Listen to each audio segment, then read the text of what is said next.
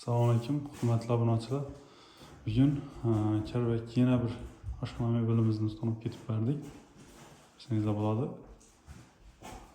Cappuccino zarli oq akrillardan foydalanganmiz. Bir de kirmashlarni qo'yadi ekanlar. Gaz plitalari, mo'ykalari, bir de xolodilniklarni qo'yadilar. Yopib chiqdi kuxnyamiz. Bir de gaz ballonlari bo'ladi shkafning ichida. Gaz plitani tengini ko'tarib berganmiz, chunki kirmashin bo'lsa, gaz plita pastga qolib ketadi.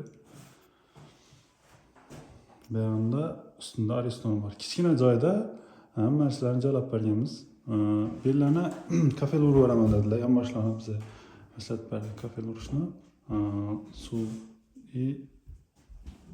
shunday narsalarga ega vaqti bezopasniy bo'ladi.